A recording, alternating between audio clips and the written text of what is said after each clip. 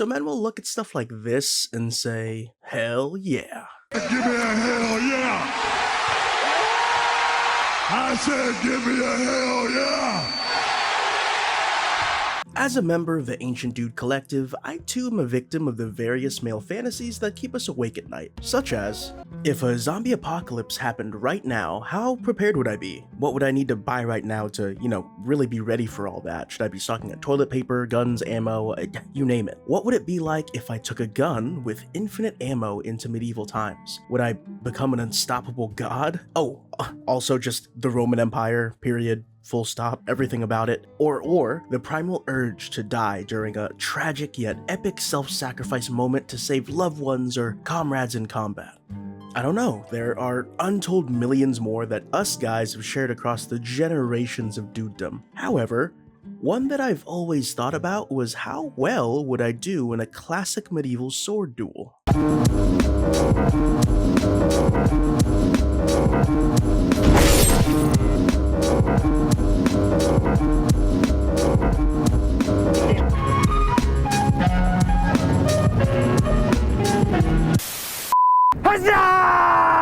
Sadly, nowadays, duels of this nature are frowned upon by society, but hell, I say bring them back. The closest thing we got to this certified hood classic is fighting games or loading up old reliable.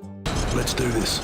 Jokes aside, a lot of people in general love to see sword fights in media. Be it film, television, or video games, there is a visceral and intense nature to bladed combat that is lost in the art of modern warfare. Where bullets and unmanned missiles keep the humanity of your opponent at bay, there's a certain macabre lore to how close and personal old-fashioned sword fights are. Real-life bladed fights are messy, dirty, and not as pretty or long-winded as most media depictions would have you believe. This brings up the concept of cinematic or stage sword fighting. Examples of these are pretty much everywhere you see fictionalized sword fighting. Star Wars, Game of Thrones, Lord of the Rings, Crouching Tiger, Hidden Dragon, etc. I could go on, but all of these, mostly, are still wildly entertaining because of their well-performed and choreographed nature. These fights aren't meant to be as real as possible. Their primary purpose is to help tell the story of the piece, and if it looks sick while doing so, even better. Now, I am no expert, but if you look at any accounts of sword duels of the past, or any expert reactions to sword fights on YouTube, you'll see most of them say no true sword fight lasts more than 30 seconds, and it isn't a symphonic clashing of singing steel, it's a quick handful of moves, and someone's left mortally wounded, screaming in pain. But for the sake of performance for audiences, this won't cut it. Puns aside, fights need an awe-inspiring clash of characters. It needs beats for dialogue and drawn-out emotion to properly tell the story that the writer, director, and choreographers want to tell. There are a few examples of cinematic media that do make good attempts at trying to de-stagify performance sword fighting. The best example of this is the 1977 period piece directed by Sir Ridley Scott, The Duelists. More specifically, the opening fight scene of the film is probably the most realistic on-screen duel I have ever seen. It's a good film overall, so I recommend it, but this opening scene is a lot of people's most memorable moment of the entire movie. The eerie and focused lack of music. The intense, fearful stares from our balding friendo as he squares off against a much superior opponent.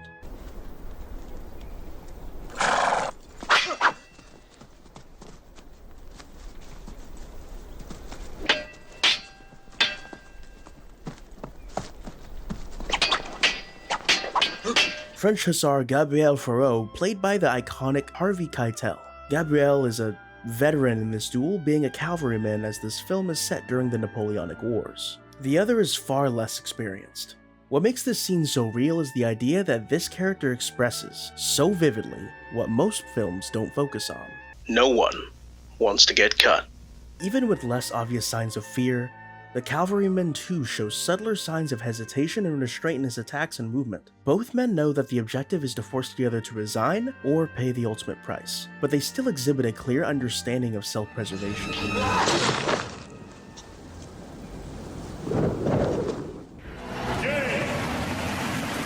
As sick as cinematic fighting is, I always fancied the more brutal and realistic interpretations of fight scenes. Fighting is tiring. Even with adrenaline coursing through one's veins, a dire duel for one's own survival is exhausting, and the so-called winner of such fights is often not much better off than the losers. Just as art imitates life, art also imitates other art.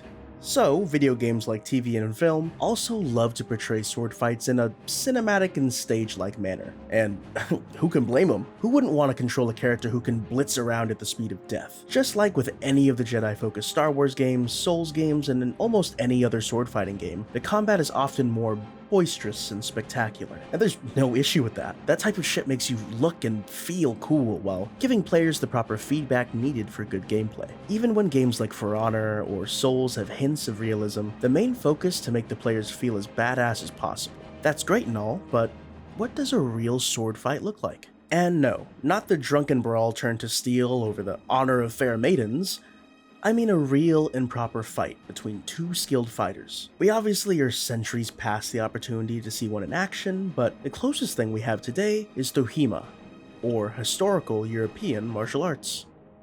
Just as East Asian martial arts like karate, kung fu, and taekwondo keep alive the martial traditions and cultures of their respective countries, HEMA does the same, but with a focus on swordsmanship. Look up any video on the subject from HEMA fencing schools or big YouTubers like Skalagrim. Personally, my favorite channel to watch the beauty of HEMA in action is the Czech Republic-based channel Adoria Alamuk, which is a stunt action team that focuses on making historically cinematic accurate fight scenes that perfectly blend real European techniques from historic treaties and manuscripts with the style and appeal of stage fighting. Seriously, give them a watch. They'll make you wish Hollywood sword fights looked half as good with this amount of realism.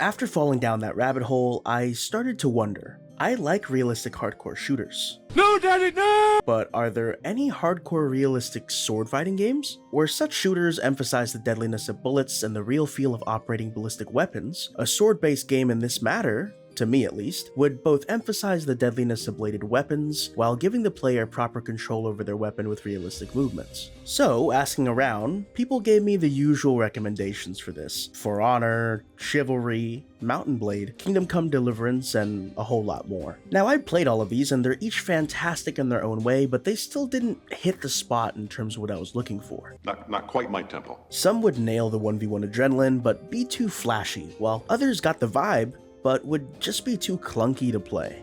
Thinking that I'd exhausted all my options, I began to lose hope that there was a game out there that fit the bill. Then, in a moment of deja vu, I scanned through YouTube recommendations when I came upon a video in October 2020. The big medieval arms and combat YouTuber I mentioned before, Skalagrim, had made a video back in October of that year talking about a game that does exactly what I was asking for. Creating a fighting game experience that uses real historical moves and weapons while maintaining the danger of real unarmed duels. And this game was called Hellish Quart.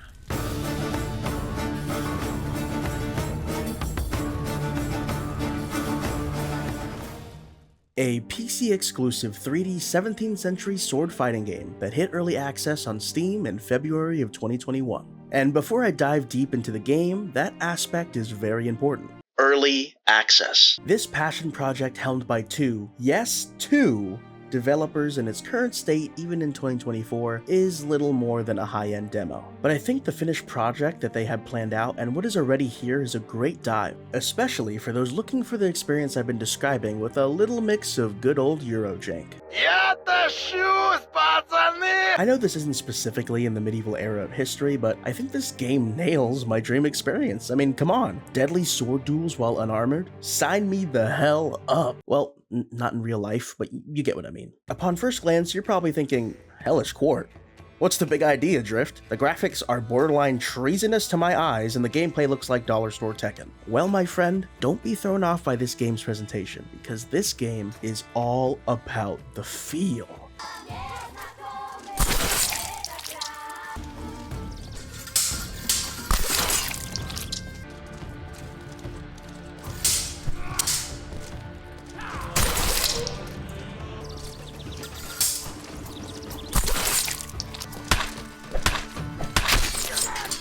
It has all the hallmarks I was looking for in my search. All the moves and animations are realistic, historical-based moves from swordfighting manuals and practices of the period. And there's no need to worry about being juggled or comboed into oblivion because this ain't Tekken, Mortal Kombat, or Street Fighter. All you need to win a round of combat is to land one clean blow on your opponent to make them unable to continue fighting. That's it. One good thrust to the chest, slash to the sword arm, or this shit, and the round is done. There are various modes to play, but at the end of the day, you want to be on your feet while your opponent hits the dirt. But Drift, if it's just whoever can throw out and get lucky with a clean round-ending blow, can't people just mash and hope for the best? Well, sure, if you give Helen Keller a shotgun and ask her to go to town at Mardi Gras, I'm sure she could snag a positive KDA, but like any good fighting game, the game has many systems and deeper mechanics in place to separate the wheat from the chaff. Now, as of August 2024, the game has all the standard of fair fighting game modes you'd come to expect. There's a tutorial and training ground where you can test your moves and new characters on a bot or docile punching bag. In the fight menu, you can do a pick up and play fight against CPUs, or set up a 1v1 local couch co-op game, or hell, have two CPUs face each other and watch the spectacle. The other three game modes are the main ones most players will be doing. Arcade mode is a classic fighting game ladder mode that puts you against a selected gauntlet of foes with a tough final boss at the end of it. Your reward for winning is in-game money to unlock new stages and more lore of the story of the character you chose to run the ladder with. Think the classic Mortal Kombat towers. Survival is a simple, endless spree of duels to see how many you can defeat before finally falling yourself. Your highest win count is recorded, and you can always return to see if you can best your highest score. Last of the normal modes is History Buff, which is similar to Survival in the sense that it's an unending set of duels, but the characters are randomized, even your own. And after every win, you get a small history lesson on the period, weapons, or fighting styles. It's a neat chill time for those interested. Now, last but not least is the teaser of the story mode that's coming out in due time, but we'll cover that later in this video. Let's get into the meat and potatoes, the combat. Before we get into the nitty-gritty of combat though, one key aspect I forgot to mention is the one thing that makes this game different from most normal fighters, and that is that Hellish Quart is a physics-based fighter. Unlike where most fighters are canned animations with loose hitboxes that do fixed numbers of damage, every swing of the sword in Hellish Quart is ran through the game's internal physics engine. The blade has a weight and proper hitbox that must make direct contact on your opponent to deal damage, and when swung, deals a certain amount of damage depending on its momentum and cutting angle. If you want to block an attack, your sword must make physical contact with your opponent's incoming strike and be sturdy enough to stop the oncoming weight from that strike. This added level of realism makes every encounter feel even more visceral, as you know every clash between steel is true, and every cleave through mush and bone stands even truer. Adding on to the realism, although most single strikes finish rounds, not all do. This leads to Hellish Quart and how it deals with damage, specifically in regards to limbs. Every limb has an individual health pool that, if fully depleted, regardless of the health of other limbs, will cause the fighter to fall, losing the round. So, you can get clean strikes on the opponent's arms as they make an attack, or swipe at their legs as they approach. Either way, a complete injury of any part, legs, arms, chest, or head, will bring victory. As of right now, partial damage to the legs causes fighters to hobble and limp, hampering movement significantly, making leg strikes especially useful for impairing speedy or elusive fencers. This also brings me to the game's stamina system. As I said before, any noob can pick up the game and start mashing, but to prevent spamming a wall of hitboxes, each fighter has an overall stamina bar. This bar allows for a certain amount of attacks or dodges before the character tires out and needs time to recover. This moment of low stamina is identified by a flashing white haze on the respective side of either fighter. In this state, movement is impaired and attacks or blocks that are thrown out are limp and weak. One can also deplete an opponent's stamina by launching attacks at their guard, slowly whittling down their defensive wall. Each fighter recovers stamina passively, as long as they're not attacking, actively guarding, or dodging. A fighter's max stamina lowers as they take damage, so the more strikes that land, the more a fighter is put on the back foot and has to work with less and less room for error. This pure fight for survival is thrilling and really gives an extra edge to the duel. Once again, this game really emphasizes the real human nature of these duels and gives true consequences to striking wildly or making costly errors. Moving on to fighting itself, the animations are mocapped to truly capture the fighting techniques of the period. As far as I'm aware, all guards, strikes, ripostes, and stances have been mocapped with the intent to give an authentic representation of 17th century sword fighting and customs from a variety of different backgrounds. All the clothes are even photo scans of authentic fabrics from the period or historically faithful recreations. This is so fighters not only fight accurately, but they'll look the part too. This is a perfect time to talk about the characters that are currently on offer in the game. We're going to go in the order they come during the character select screen. Choose your character. Learning from bandits and adventurers at a young age, Jandrek decided that he'd rather bring an axe to the sword fight. Spry and nimble, he offers a quirky and cocky style of fighting to the game. With the use of his shepherd's axe, he can pull opponents' swords with a variety of attacks, and he can follow up with some deadly strikes. Although some of his tactics are unorthodox,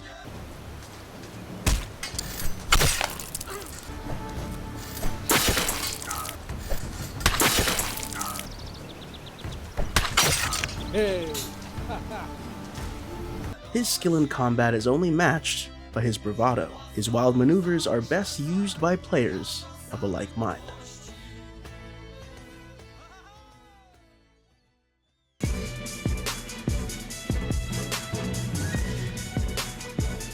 Infamous for his swift cruelty, Samuel has learned well from his experience as a ruthless sellsword. Deceptively tricky, his strikes are often symbolic of his nature, feinting a welcoming approach, only to hit where he's least expected.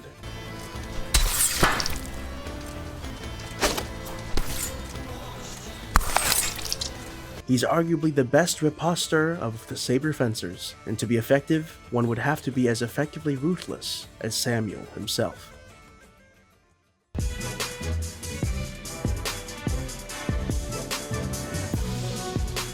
Sharpened by experience and wisdom, Kalkstein makes no move without reason. With his Schiavona, he is able to make firm and deliberate strikes with devastating precision.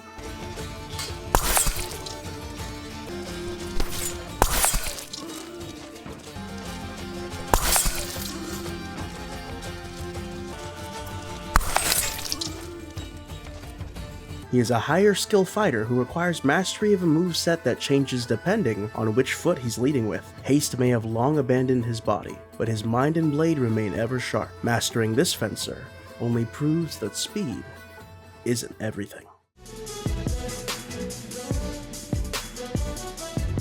Hailing from the Italian states, Isabella looks to demonstrate the skills of her father's longsword prodigy. Arguably the most complex character of the game, she not only bears a moveset dependent on her lead foot, but also has 4 separate long guard forms that expand her offensive options.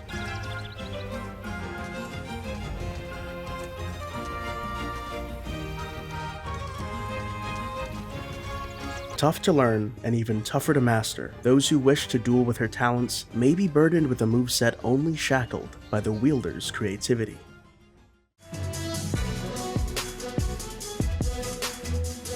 Grizzled by loss and tragedy, Gideon looks to fight with a fury unusual for a man his age. With a burlier frame than any fighter on the roster, Gideon proves to be a connoisseur of close-range combat. Using a flurry of cross-cutting combos and front-foot sensitive mix-ups, he is perfect for those willing to rush opponents down with an in-your-face approach to sword fighting.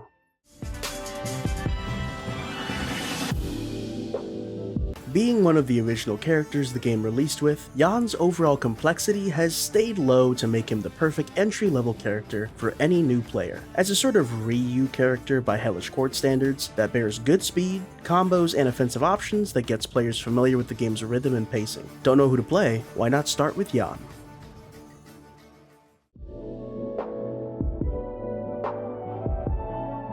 Standing as a sort of Ken to Jan's Ryu, Barabas has long been the opposing figure since the game's release. Bearing a similar smooth and fairly simple moveset, he does rely much more on speed and maneuverability compared to most other fighters, utilizing a range of feinting and tricky dash attacks. Being a bandit means Barabas has to be in and out like any roadside stick-up and knows he doesn't have to play fair to do it. Being one of the fastest characters in the game, those who want speed on their side in a fight may find him the best choice.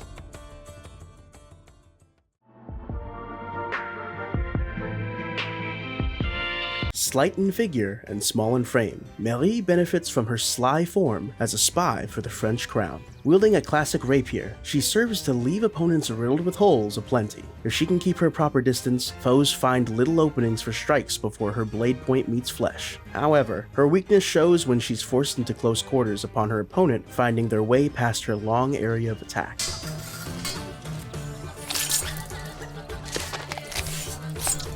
Those looking for a fight style focused on precision and distance management will find great success with this Lady of France.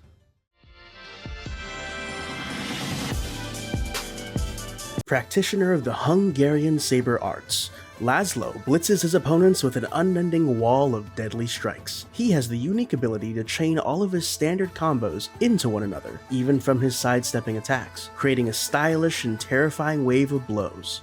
Players wanting a combo-heavy character that focuses on overwhelming their opponent's defenses may find what they're looking for in this Hungarian swordsman.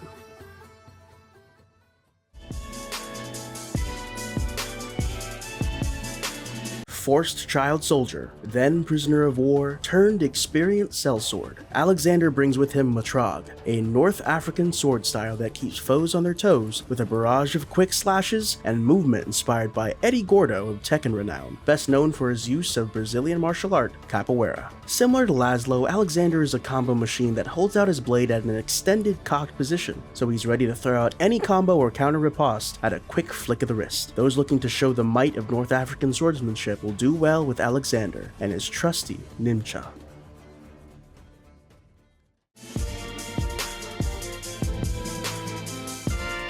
Losing her father to the devilish Samuel as a child, Malta is on a path of vengeance and carrying with her a espada ropera, or Spanish rapier, and her skills from the Verdadera Destreza fencing school.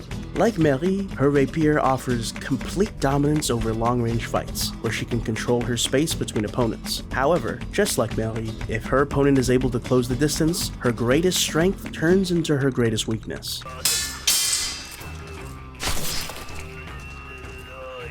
Those who are willing to master this Spanish fencing style may see to it that Malta gets her revenge.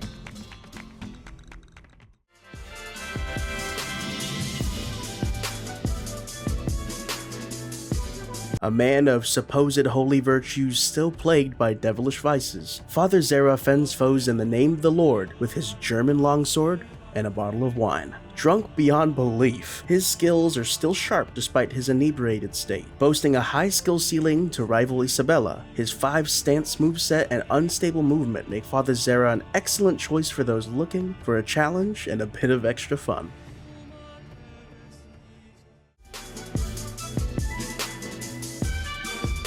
A cunning fox and man of ambition, Darnowski cuts deals with his German Dusek under the Meyer school of saber fighting.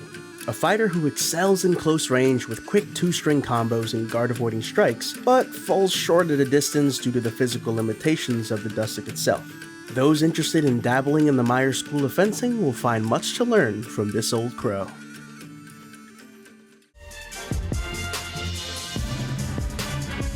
Honorable and renowned for his skill with the saber, Jacek stands as the protagonist amongst the roster of Hellish Quart. This lawful sellsword displays his mastery of Polish saber fencing through smooth combos and special moves dictated by his leading foot and guard. A small step above the complexity of the likes of Jan and Barabas, Jacek is the ideal choice for those looking to step up their game and fill the shoes of this Polish hero.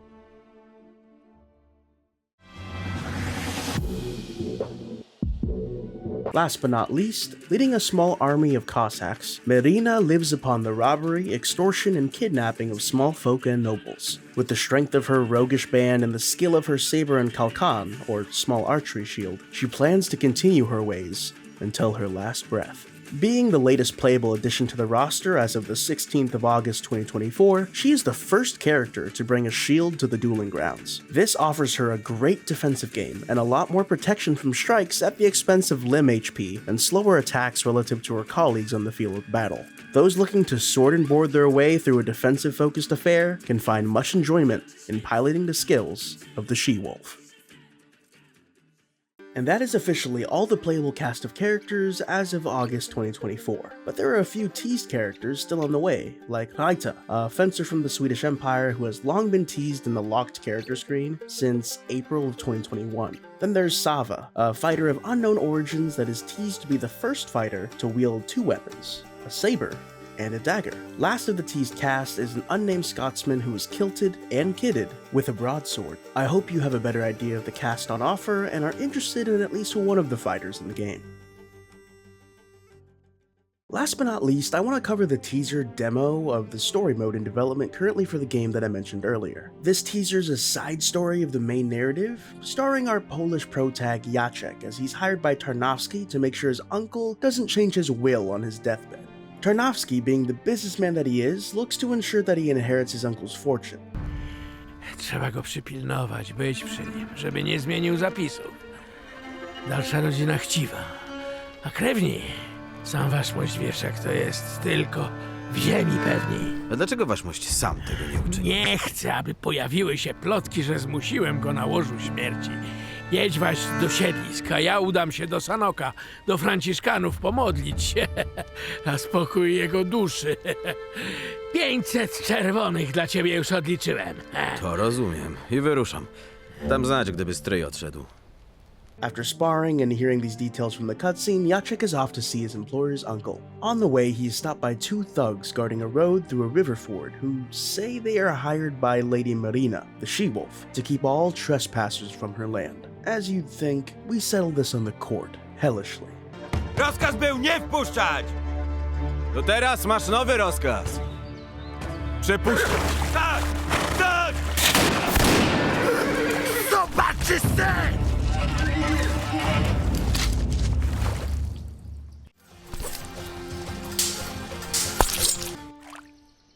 A więc nie tylko ja tu pilnuję tego całego umierającego stryja.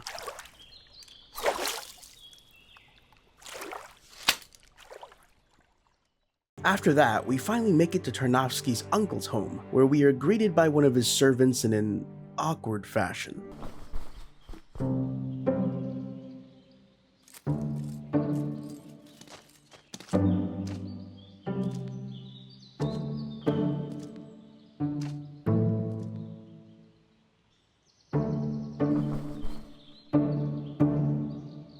O, witamy pana, witamy.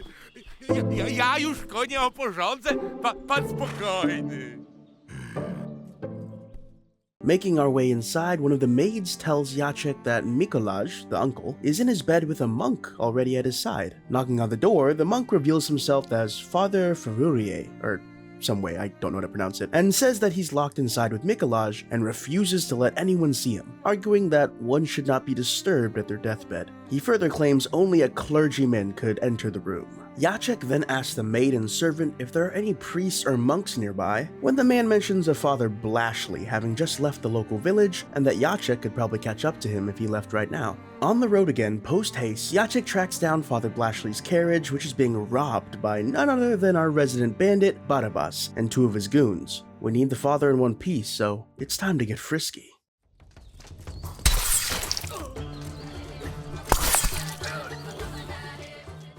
After slaying the two grunts, Barabas decides it's his turn to have a dance with the player.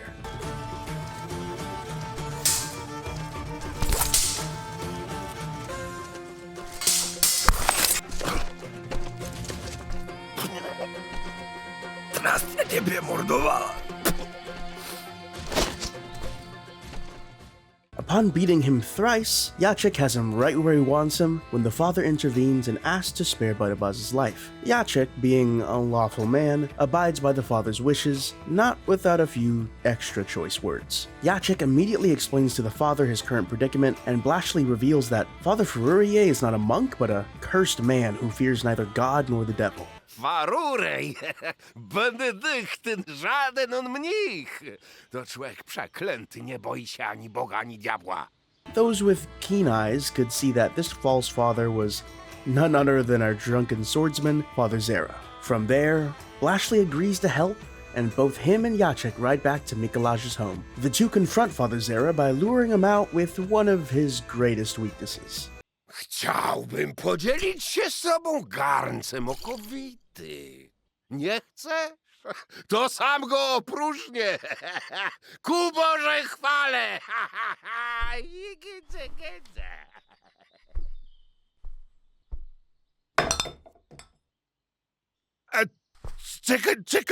Czekaj. This leads to probably the greatest broomstick/duster fight since Ip Man. O, podstęp!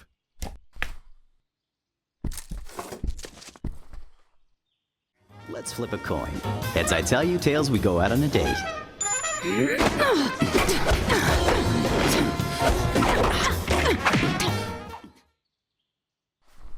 Mnicha tak zbić? Panie Jacku? Upon defeating Father Zera, Jacek recognizes him and the two make amends. Jacek finally takes his place at Mikolaj's side, and the chapter concludes there, as of August of this year. Wow. When I first played this teaser, it was like a blast from the past and harkened back to the old Mortal Kombat console campaigns like Mortal Kombat Shaolin Monks, Deception, and Armageddon. This is a good thing for me, as I grew up with those titles, although my nostalgia may be a bit strong on this one.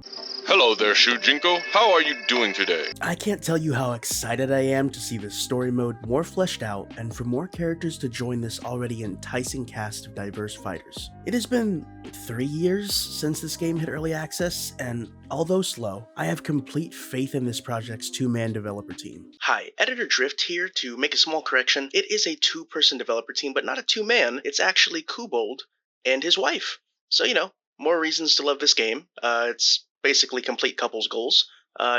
Anyways, back to the video. As the end of the story demo stated, besides purchases of the game in early access, all the budget is coming out of their own two pockets. This commitment tells me that these two devs, and all those who have helped them with mocapping, music, writing, art, voice acting, weapon and clothing reproductions, and so much more, actually care about making something special. The package on offer, even in its unfinished state, has given me an experience like no other. I'm surely not alone in wishing the devs the best of luck and support on Hellish Quart, and you best believe I'll be there for any future updates. Thank you, Kubold, for making a game that gets the game of death right. It nails the tense clashing of steel that can end in a blink of an eye. There are no winners or losers in a sword fight. Just those that die on the field, and those that die on the way to the doctor. I'm just happy to finally see Duels done right. If you are at all interested in this amazing game, please give it a buy and support this passion project. I promise you, you won't regret it. Now, thank you for watching. And as always, take it easy.